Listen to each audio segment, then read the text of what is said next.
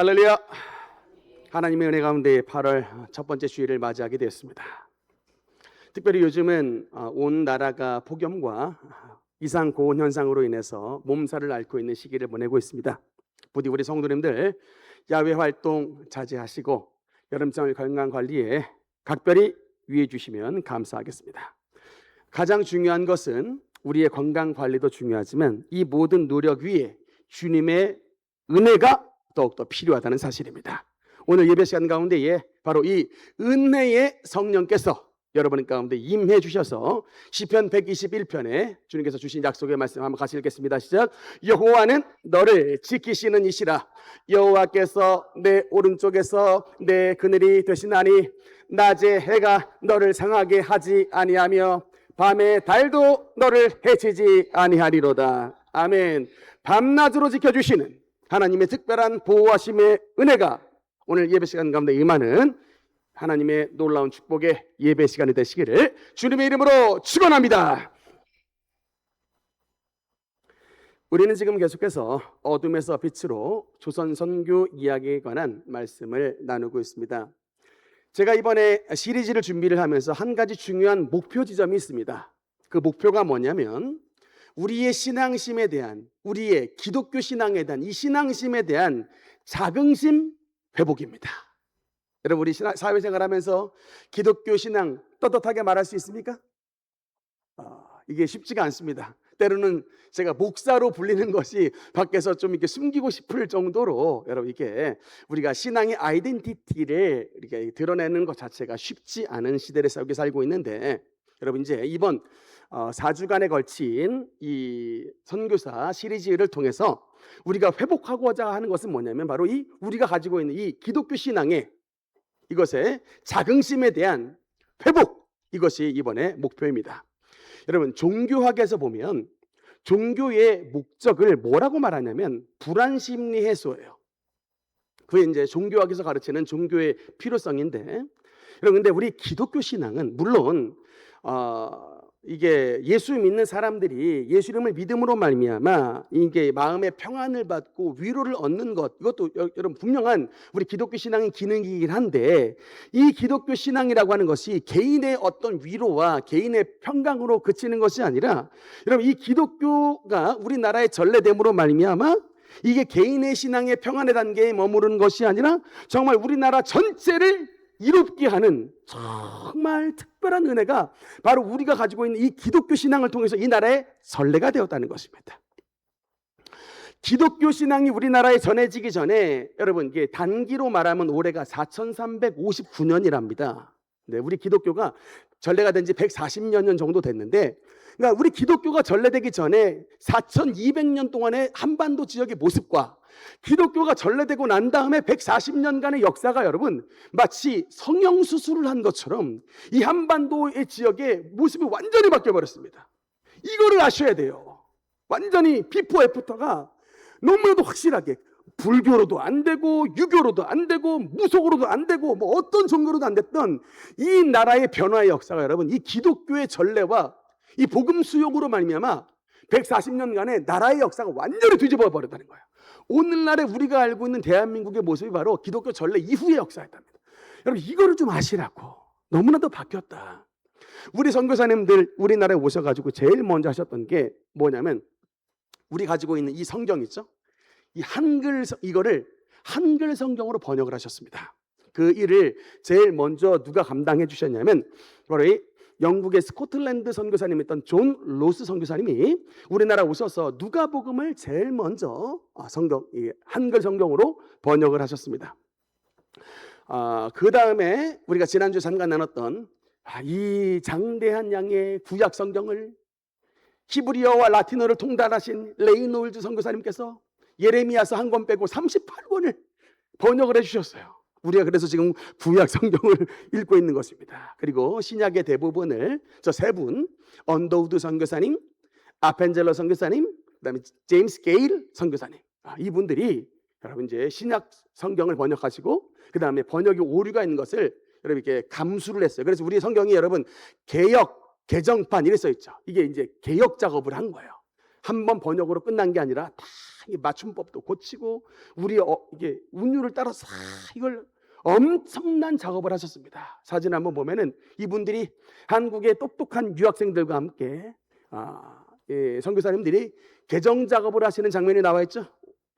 저 왼쪽에 선교사님이 레이놀즈, 가운데가 언더우드, 그 옆에가 게일 선교사님, 존슨 선교사님, 이 네 분에서 하시는 모습이 이 성경 번역하기 위해서 모인 자리인데, 여러분 이 성경이 번역된 것이 여러분 우리나라에 어떤 영향을 미쳤냐?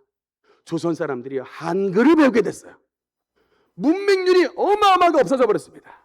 교회 나오면 성경 읽어야 되거든. 그러니까 이 성경 보급을 통해서 우리 전 국민에게 글을 읽을 수 있는 눈이 열려지게 되었습니다. 그리고 저 선교사님들의 세웠던 수많은 학교와 학당을 통해서 우리나라에 뭐가 시작됐다? 서당 교육, 그런 거 말고 근대 교육이 이 선교사님들이 세운 학교에서 시작을 했습니다. 유명한 학교 있죠? 우리 학생들이 가장 가고 싶은 학교 중에 하나였던 저 연세대학교, 언더우드 선교사님이 만드신 학교인데,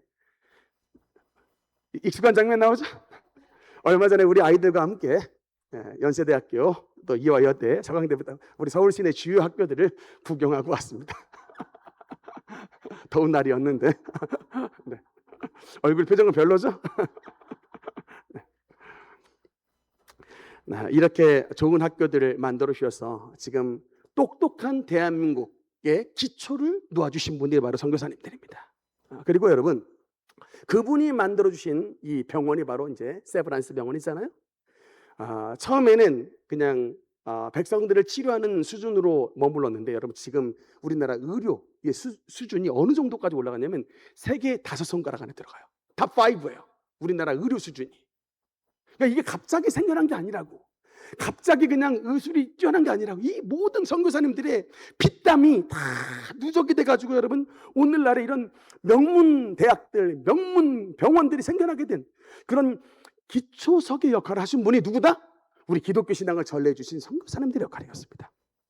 특히 여러분, 인권이라고 하는 것이 존재하지 않았던 우리 특히 여성들에게 바로 이 기독교 신앙을 통해서 우리 여성들에게 인권을 가르쳐 주신, 이름조차 없었던 여성들을 하나님의 형상으로 지음받은 거룩한 존재로 보고 그들을 가르치기 위해 제일 처음 만들었던 학당이 바로 이화학당 아니겠습니까? 네. 저렇게 출발했던 학당이 지금 이화여자대학이라고 하는 참 명문 걸출한 학교로 발전을 했는데, 그래서 그들에게 배움을 주고 그들에게 이름을 주고 여자대학이 설립되게 되고, 그래서 여러분 1948년도 우리나라 대한민국이 건국될 때에 여성들도 투표를 할 수 있는 참정권이 우리 여성들에게 비로소 부여가 됐던 거예요.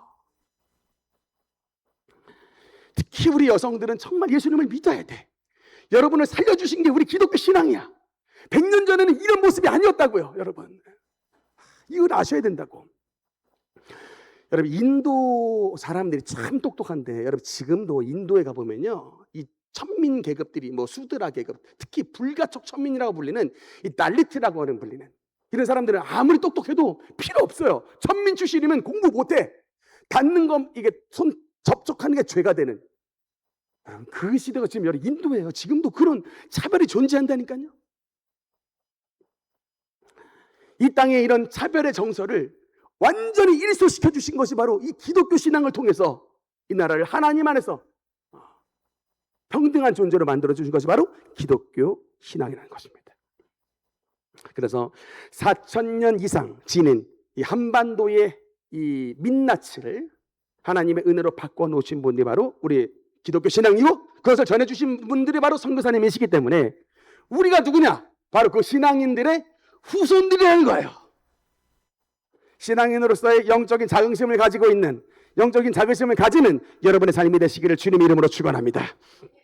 그래서 우리는 지난 시간 몇 주간에 걸쳐서 선교사님들에 관한 이야기를 나눴는데, 지지난주에는 충북 선교의 아버지였던 민노아 선교사님에 대해서 나눴고, 그 다음에 그 전주는 이제 호남, 전라도 호남 지역의 아버지로 불렸던, 선교의 아버지로 불렸던 유진벨 선교사님에 대해 말씀을 나눴습니다. 오늘은 어딜까요?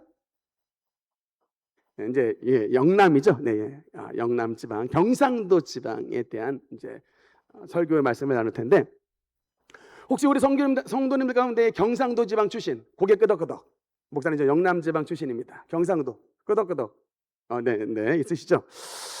퀴즈 한번 내보겠습니다.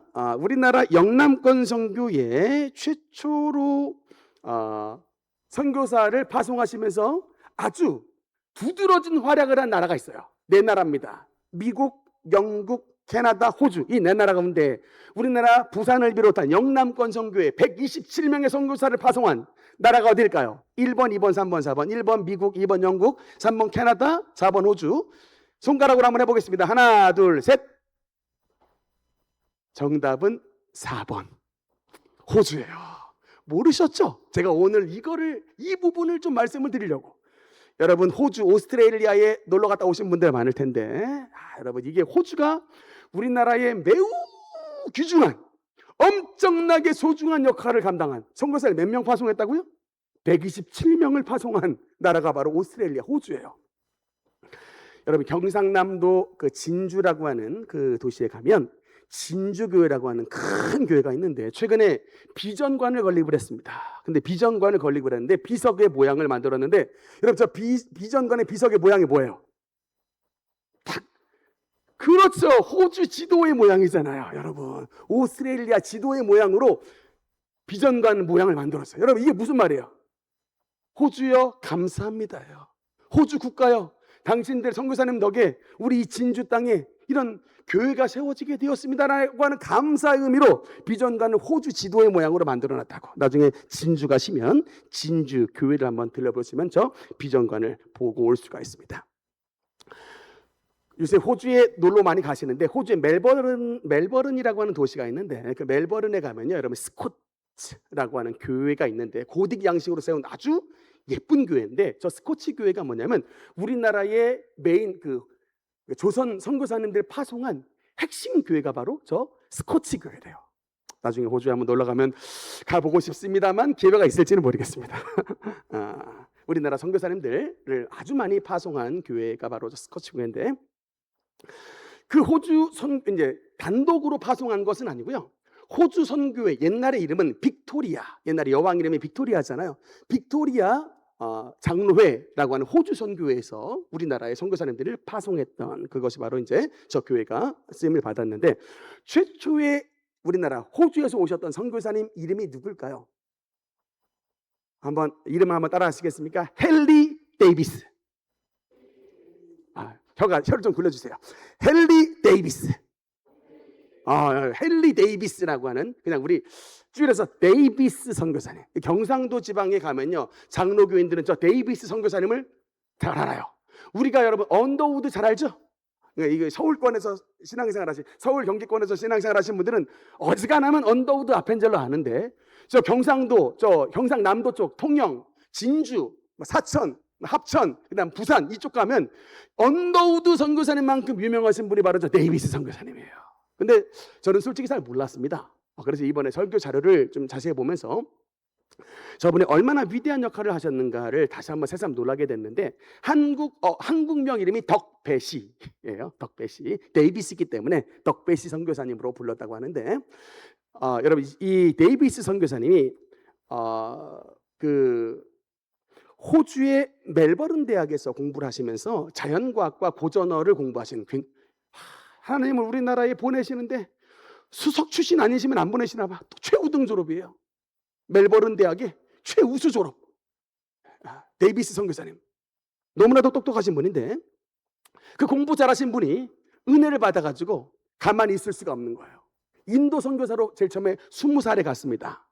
그래서 인도에서 한 19개월간 선교 활동을 하셨는데, 보통 힘든 게 아니었나 봐요. 이 힌두 세력과 막 부딪히면서 보통 힘든 게 아니어가지고 철수를 하셨는데, 이분이 여러분 얼마나 이 재능이 많은지 인도에 선교사로 갔다가 돌아오셔가지고 멜버른으로 다시 돌아오셨는데, 뭘 했냐면 학교를 세웠어요. 학교를 세우고 교장 선생님이 됩니다. 지금 저 사진이 뭐냐? 저 데이비스 선교사님이 세우신 학교 교장과 이제 교사들의 모습이에요. 아니, 세상 20대 중반에 학교 코필드 그래머 스쿨이라고 하는 이 학교를 만들어가지고 교장 선생님이 됐는데 엄청나게 명문사립으로 발전을 해요. 그러니까 이 내공이 장난이 아니야. 이게 20대에 창업을 하는데 그냥 이게 시간이 막 걸려가지고 그냥 뭐 명문이 된 게 아니고 그럼 막 즉시로 명문이 돼버리는 엄청난 수완을 가지고 있는 분인데, 근데 또 여러분 이 더 놀라운 건 뭐냐면 이렇게 명문 사립이 되고 난 다음에 이걸 학교를 그냥 매각을 해버려요. 왜냐? 다시금 선교사님으로 오시기 위해 그 자신이 교장 선생님으로 있었던 학교를 나와버려요. 매각해버립니다. 왜냐하면 어머니가 돌아가시고 다시금 내가 하나님께 선교사로 내 삶을 드려야겠다라고 마음을 먹는데, 근데 그 무렵에 참 신기한 일이 있는 게 우리나라에 잠깐 오셨던 선교사님 가운데 울프라고 이름을 가진 선교사님이 있는데 이분이 우리 모릅니다. 왜냐하면 이분이 선교를 하신 게 아니고 부산에 잠깐만 왔다가 1년 만에 후퇴를 해버려요. 근데 1년 만에 후퇴를 하는데 그냥 후퇴만 하신 게 아니라 편지 한 장을 호주에 보내고 후퇴를 하세요. 호주 선교회. 내가 조선이라는 곳에 갔는데 정말 선교사님들이 너무너무 많이 필요하다.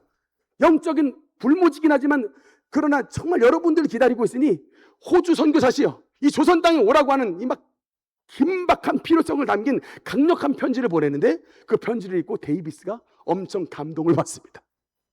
그래가지고 조선 선교사로 오시기로 결심을 해요.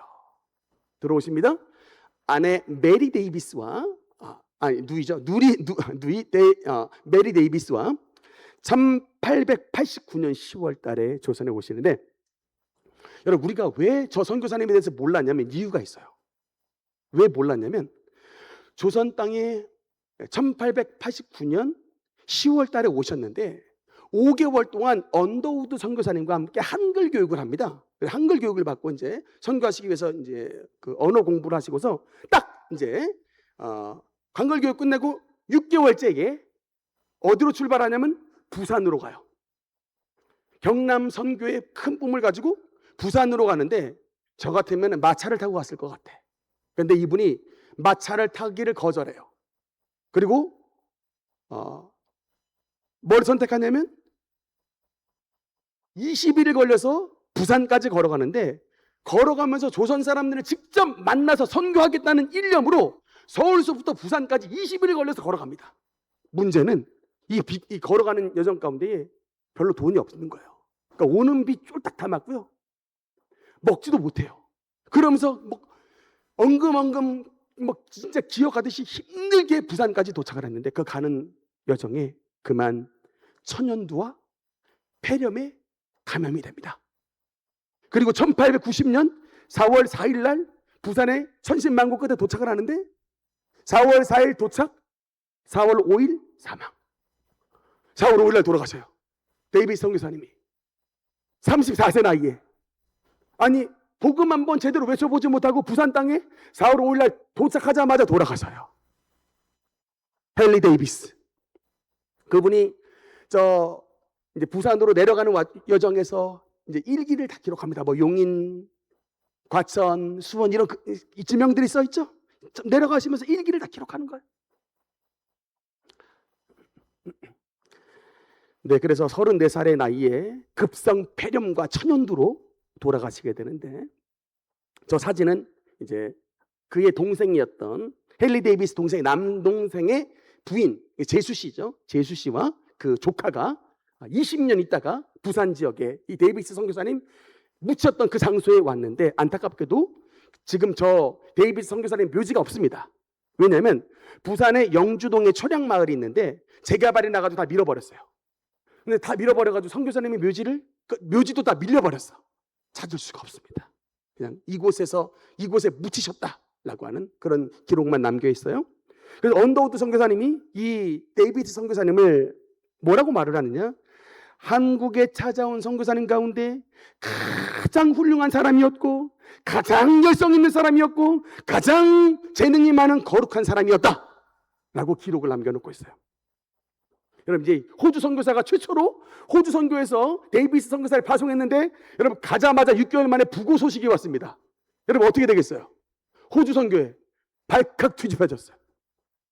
발칵 뒤집혀졌으면서 여러분 토마스 선교사님의 죽음이 조선의 이 선교의 문을 열었듯이 이 데이비스 선교사님의 돌아가심이 호주 선교의 문을 완전히 확 열어 제껴가지고 그 땅에 있었던 선교사님들의 이 가슴에 불을 질러버렸습니다. 그래서 데이비스의 뒤를 잇고자 수많은 선교사님들이 조선 땅으로 파송되게 돼서 그래서 여러분 127명의 선교사님들이 이 땅에 오게 됐던 것이에요. 저분이 뭡니까? 하늘의 땅에 떨어진 미랄이 된 거예요. 죽으면 많은 열매를 맺느니라. 이게 바로 그 주역이 되었습니다. 얼마나 감사합니다. 저번에 이제 돌아가시고 난 다음에 우리나라에 오셨던 분이 누구냐? 네, 바로 그 뒤를 이어서 오늘 이제 주인공인 제임스 맥켄지 선교사님이 이제 이 호주 선교회에서 두 번째로 파송을 받으신 분인데 한국 이름이 매견시입니다. 매견시 선교사님인데 별명이 뭐냐? 나환자들의 친구, 문둥병자들의 친구가 바로 이 맥켄지 선교사님의 별명입니다. 이분이 어떤 분인가 좀 자료를 봤더니 출생을 보니까 영국의 스코틀랜드에서 출생을 하셨고 글래스고라고 하는 좋은 대학에서 공부하셨고 신학교는 트리니티 신학교를 나오신 아주 명문 출신이신데 이분이 그 은혜를 받고 나서 어디로 가셨냐면 여러분 이제 부인 켈리 선교사님이십니다. 저 두 분이 어디로 들어가셨냐면 바로 저 바누아투라고 하는 섬지방에 선교를 가셨는데 그래서 바누아투가 어디냐면요 식인종들이 사는 곳이에요. 그래서 여러분 저 식인종 마을 바누아투 그 산토 섬에 실제로 영국 선교사님과 캐나다 선교사님들이 50년 전에 그곳에 선교하러 들어가다가 식인종에게 잡혀 죽었어요. 잡혀 먹혀 죽었습니다. 영국 선교사님과 캐나다 선교사님들이 50년 전에 그렇게 돌아가셨는데 그렇게 돌아가시고서 이제 저들이 이제 회심을 해서 복음의 문이 좀 열려졌던 때에 저 맥켄지 선교사님과 사모님이 저 바누아투의 산토 섬에 들어가서 선교를 하셨는데 이 그 선교를 하시고서 어떤 역사가 나타났냐면 이분들 공부를 하신 분들이잖아요. 일단 공부를 하셨기 때문에 이 선교지에서 사람들에게 글을 가르쳐 주셔. 그래서 이 산토 섬에 600명의 원주민들이 글을 읽게 되었어요. 그 다음에 330명의 이 원주민들이 예수님을 믿고 세례를 받았습니다. 그런데 저 현장에서 어떤 일이 벌어지느냐? 부인 켈리 사모님이 열병으로 돌아가세요. 바누아투 산토 섬에서 열병으로 돌아가세요. 하여튼 저 시대에 선교하겠다고 말하면 본인이 죽든지 부인이 죽든지 자식이 죽든지 이 죽음 세 가지의 죽음은 각오하고 가야 돼요. 저 시대에 선교사가 되겠다라고 하는 것은 내가 죽든 부인이 죽든 자식이 죽든 이 셋 중에 하나는 죽을 수 있다는 걸 각오하고 가신 분들이 다 저분들이에요. 부인 켈리 사모님 돌아가셨습니다. 열병으로 돌아가셨어요. 그래서 저 바누아투 산토 섬에서 맥켄지 선교사님이 이제 선교 사역을 마치고 돌아오시는데 여러분 놀랍게도 저 선교사님이 복음을 전했던 그 바누아투 산토 섬의 주민들이 너무나도 은혜를 받아가지고요. 그 은혜를 받으면 여러분 뭐가 열려요? 은혜를 받으면 얼굴도 열리지만 입도 열려서 찬송하게 되지만 뭐도 열려요? 지갑이 열려요. 그래서 저 원주민들이 그 자기들 먹고 살기도 힘든데 그 돈을 모아가지고 당시에 거액이었던 200파운드를 이 맥켄지 선교사님에게 돈을 건네요. 그 돈을 가지고 맥켄지 선교사님이 45세에 조선 땅에 와서 나환자 병원을 시작했던 거예요. 여러분 이게 제가 성경에 보니까 바울이 내가 야만인이나 배운 자들에게 다 빚진 자라 라고 하는 말씀이 있었는데 이게 무슨 말인가 했더니 야 맥켄지 선교사님을 보니까 세상에 있는 모든 민족들 이거 하나님께서 다 그들을 통해서 은혜를 베푸셔서 내가 빚진 자라는 거예요. 정말 우리 조선에 저 바누아투 식인종 산토 섬에 있는 그 사람들에게도 우리가 영적인 빚을 졌다니까요. 그래서 부산에 나환자 병원이 설립이 되고 세워지게 됐다고. 여러분 1910년도 사진입니다. 일장기가 지금 나부끼고 있죠. 1910년은 경술국치해이기 때문에 이제 우리나라가 공식적으로 합병이 됐어요. 일본 나라가 됐습니다. 그래서 일본기가 나부끼고 있는데 저 부산에 저 맥켄지 선교사님이 나병원이 뭐예요? 나환자들을 위한 병원을 처음으로 저렇게 만들었습니다. 원래는 여러분 좀 자세히 보니까 그 나환자 병원이 북장로교에서 먼저 1909년에 먼저 만들었는데 선교지가 이게 우리 좀 쉽게 표현하면 나와바리라는 단어가 있죠. 네, 그래서 이 경상남도 지역은 호주 선교에서 담당하기로 한다라고 하는 구획 탁이 정해짐으로 이것을 호주 선교에 그대로 다 위임하고 1년 만에 다 위임을 해요. 다. 그리고 북장 장로회 선교사님이 다 철수합니다. 그냥 경상남도를 해서 호주 장로교에서 담당한다라고 딱 정해져서 이 경상남도에 가면 그 교회들이 다 호주 장로교 출신 교회들이 많은 거예요. 선교지 구획 정책 때문에 그렇습니다. 그런데 원래는 그래서 1년 전에 1909년에 나환자 병원을 만들었다가 이 맥킨지 선교사님에게 그 병원을 인수인계해 주었는데, 그때 이제 시작했던 그 병원이 바로 부산 나병원이고, 여러분 이게 부산에 가면 여러분 창대교회라고 하는 되게 큰 교회가 있는데 원래 옛날에 이름이 상애교회예요. 여러분 상애교회가 뭐냐면 상애원이 있었던 곳인데, 그 상애원이 뭐냐? 나환자들을 제일 먼저 치료했던 장소가 바로 상애원이에요. 그리고 그때 교회가 있었던 곳이 바로 상애교회인데 지금은 이름을 바꿔서 창대교회다라고 이제 이름을 바꿔서 아주 큰 대형 교회가 됐는데, 저거 바로 맥켄지 선교사님과 호주 선교에서 만드신 교회입니다. 여러분 옛날에 나환자들이 어떻게 취급을 받았을까? 선형이라 그랬어요. 하늘에서 벌 받은 자들이라고 해서, 특히 여러분 이 맥켄지 선교사님이 경상도에 있다 보니까 진짜 문둥병 환자가 많았대요.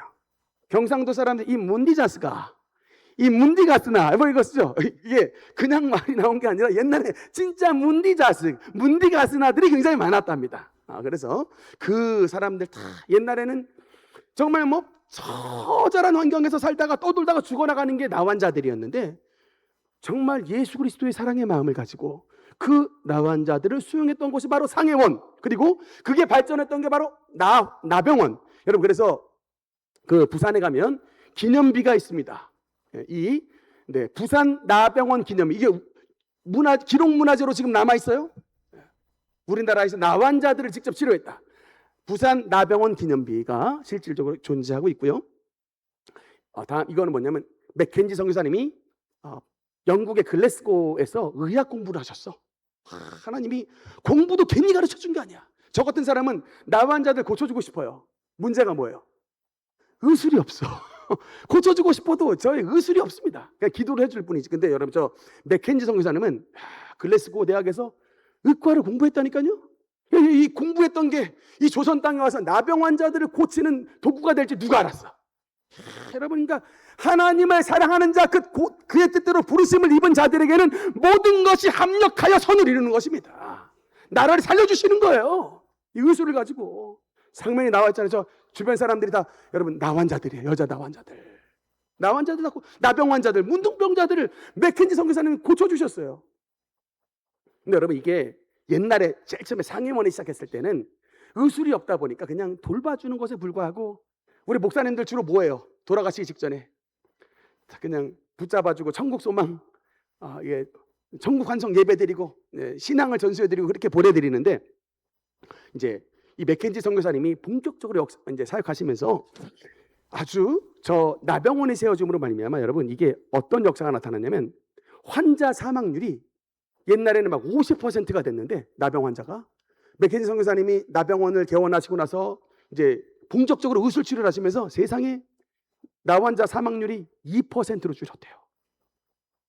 그러니까 사람들이 막 벌떼같이 몰려가지고 제일 처음에 54명으로부터 시작을 했는데 상해원이 나중에 600명이 되고 나중에 900명이 되는 나환자들을 살려주신 장면들이 나오잖아요. 이런 정말 작은 예수 그리스도와 같은 그런 삶을 사신 분이 바로 맥켄지 선교사님입니다. 적어도 여러분 의술에 관심이 있으신 분은 이런 의과 출신의 선교사님들 이름을 좀 기억을 해주셔야 된다고. 그러니까 이분들의 역사를 기록하는 건 아닙니다. 기억하라는 건 아니에요. 딱 하나, 그분들의 이름을 좀 기억해달라. 어떤 역사를 이 땅 가운데 일으켜주시는지 이름을 들으면 설교 때 들었는데 라고 하는 정도는 좀 기억을 해주셔야 이게 크리스천으로서의 자긍심을 가질 수가 있다는 겁니다. 할렐루야. 저 교회에 여러분 부산 창대교회 출신의 전도사님이 있는데, 저 부산 창대교회 출신의 유명한 전도사님이 있습니다. 누굴까요? 바로 이분입니다. 사랑의 원자탄으로 불렸던 손양원 목사님이 여러분, 이분이 여수의 나환자들을 돌본 것으로만 알았는데 알고 보니까 이분이 전도사 시절에 부산의 상임원에서 전도사 하시면서 이미 나환자들을 돌봤어요. 전도사 시절에. 그렇게 나환자를 돌보신 그분이 목사가 되고서 여수의 애양원을 만드셨다고. 나환자들을 돌보신. 사랑의 원자탄 손양원 전도사님 목사님을 길러낸 선교사님이 바로 맥켄지 선교사님이라는 거예요. 갑자기 이런 위대한 신앙, 조선에 대표하는 이런 신앙의 인물들이 나온 게 아니라 위대한 모본이 있었던 거예요. 모본이 샘플이 저분을 따라서 가면 참 예수님의 길을 바자실 따르는 것이 되겠다.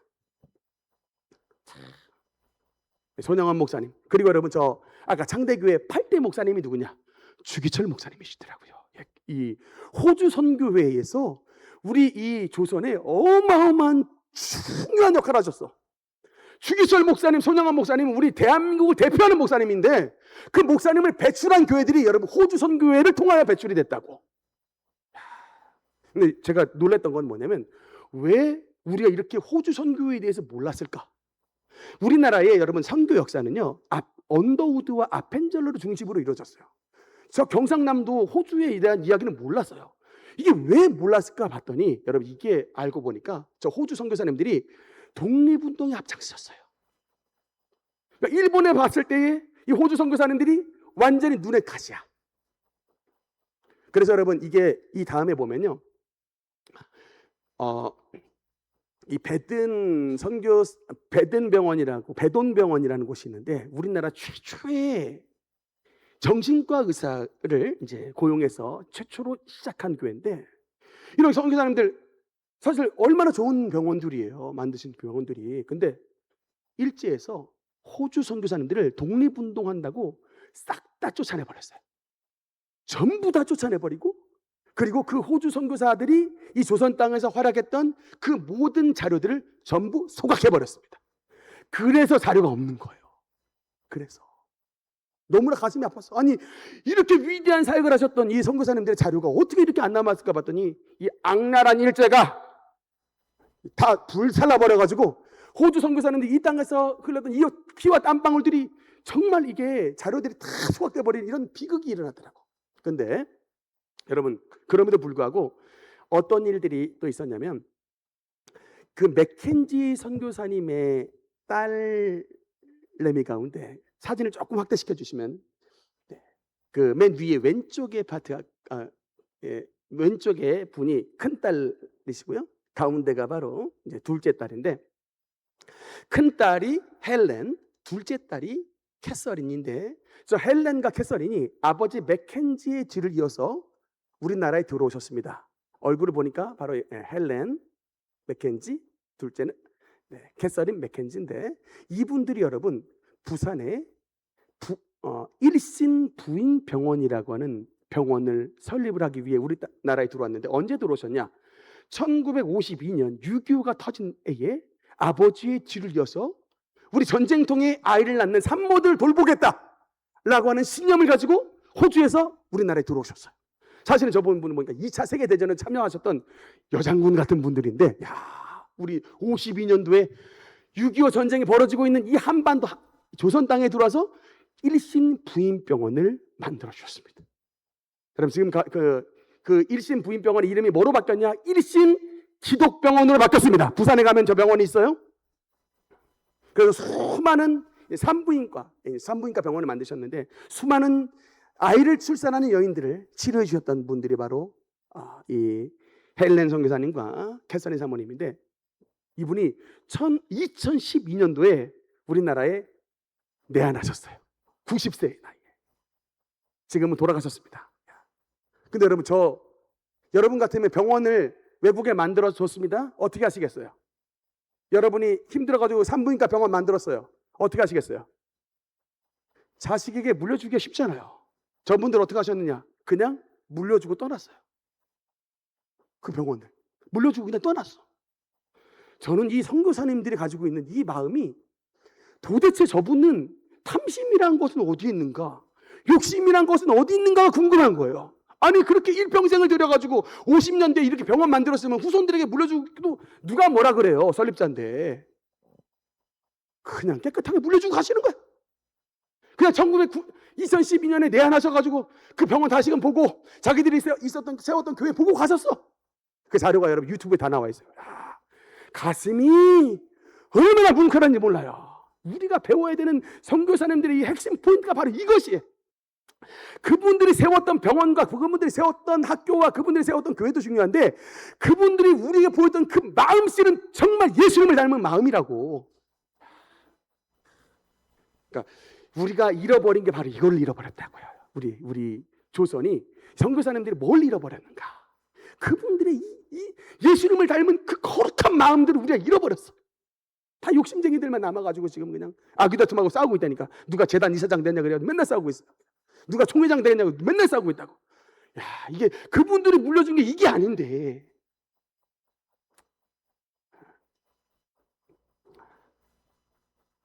네, 결론의 말씀입니다. 호주 선교회, 이제 맥켄지 선교사님 말고 호주 선교회에서 이제 사역하셨던 분들 말씀을 잠깐 드릴 텐데, 아까 잠깐 말했던 베돈 병원 정신과 의사를 최초로 우리나라에 세워주셨고요. 여러분 저 경상남도 진주에 가면 아까 잠깐 그 비전과 나왔는데, 여러분 이 진주 교회가 왜 유명하냐면요, 이 사건 때문에 유명한데 바로 이 라이얼 목사님이라고 하는 호주 선교회의 목사님 계신데 저분이 뭐 하는가 봤더니 여러분 이런 운동을 했어요. 백정 동석 예배. 예배 이름이 뭐라고요? 백정 동석 예배를 추진을 한 목사님이에요. 라이얼 목사님. 백정들과 함께 한 교회에 앉아서 예배를 드린다. 성도님들 찬성했을까 반대했을까? 찬성했을까 반대했을까? 이게 차별 정서가 여러분 이게 생각보다 파워가 어마무시해요. 교인들이 200명이 나가버렸어요. 200명이. 백정하고는 저 천하디천한 저 백정과 어떻게 예배를 드릴 수 있단 말입니까? 라고 이게 막 200명이 나가버렸다고. 그때 라이얼 목사님이 당신들이 이걸 거절하면 나는 당신들을 성도로 인정하지 않을 것입니다. 막 그냥 호통치고 설득하고 해서 다시금 달래고 오르고 달래고 더 오르고 해서 몇 달 만에 여러분 결국 백정 동성 예배에 성공을 했어요. 그래서 여러분 저 유명한 진주 교회가 여러분 우리나라의 이 평등 운동에 앞장섰던 교회. 그러니까 말씀드렸잖아요. 단순하게 이 기독교가 우리만 잘 먹고 잘 살고 위안받는 정도로 끝난 게 아니고 이 경상남도의 신분제 타파와 평등에 엄청나게 앞장섰던 곳이 바로 기독교 신앙의 교회였다는 것입니다. 이걸 여러분께서 좀 알아주셨으면 좋겠습니다. 네, 말씀의 결론을 맺으면서 제가 이제 선교사 시리즈의 이제 맨 마지막에 어떻게 마지막을 마무리하면 좋을까 고민하다가 최근에 제가 동료 목사님하고 우리 교회에서 삼겹살을 좀 꺼먹으면서 얘기를 할 일이 있었는데, 우리 신대원 동기 가운데 저 아프리카의 나미비아에서 선교를 하고 있는 목사님이 있다는 거예요. 사진 좀 보여달라고 했더니 딱 보니까 기억이 나요. 벌써 제가 2008년 08학번이니까 신대원이 한 15년 전에 같이 막 축구 차고 했던 분이었는데 지금 저기 아프리카, 사실 나미비아라고 하는 이름도 잘 몰랐습니다. 도대체 아프리카 어디에 붙어 있는 나라인가 하고 확인해 봤더니 맨 밑에 남아공 위쪽 왼쪽에 있는 나라였는데, 저 나미비아에서 졸업하자마자 저 아프리카에 날아가가지고 지금 그 이제 아프리카의 이제 흑인들과 함께 사역을 하고 있는데, 지금 저 장면이 뭐냐면 아프리카 이제 나미비아의 빈민촌에서 사역을 하시는데 그냥 뭐 수시로 어려움들이 임해가지고요. 그냥 전기 합선 사고가 나가지고 저분의 사진에 나와 있는 이모가 돌아가시고 애들이 다 집을 잃어버리고 막 아프리카도 한번 비가 내리면 완전 장대비가 내려가지고요. 그냥 홍수로 밀려가고 화재로 불타버리고 그런 일들이 엄청나게 많답니다. 그래서 김창덕 선교사님이 저 아프리카에서 지금 뭐라고 계시느냐, 집짓기, 사랑의 집짓기 사역을 하시는데, 저는 양철판 가지고 이런 빈민들에게 이제 집을 만들어 세워주시는 그런 사명을 지금도 감당을 하고 계시더라고요. 그래서 선교 편지 좀 보내봐라 라고 제가 카톡을 보냈더니 이제 아프리카에서 이제 아이들 빵도 만들어주고요. 네, 저렇게 아이들에게 예수님을 믿는 행사도 하고, 네, 이런 좋은 일들을 하신다는 얘기를 들으면서 이제 우리가 사랑의 빚진 자로서 앞으로 이런 아프리카 나미비아 같은 곳에서 선교하시는 우리 김창덕 선교사님을 비롯해 또 컴패션 같은 이런 이것을 통해서 여러 어려운 나라를 도와주는 그런 축복을 흘려보내는 교회가 되었으면 좋겠다. 저는 그래서 여러분 2027년이 바로 우리 능력교회 이제 20주년이 되는 해인데, 저는 새로운 비전과 목표를 가지고 출발합니다. 이제 우리가 그동안은 하나님의 은혜를 체험하기 위해 애를 썼다면, 이제 20주년이 되는 우리 능력교회는 열방을 향하여 주님의 사랑을 나눠주는 축복의 통로가 되겠습니다. 그런 비전과 목표를 가지고 출발하는데 여러분께서 동참해 주시면 감사하겠습니다. 하나님 은혜 가운데에 우리 능력교회가 아름답게 세워지고 놀랍도록 부흥하여서 주님의 사랑을 나눠주는 축복의 교회로 세움받게 되시기를 주님의 이름으로 축원합니다. 함께 기도하겠습니다.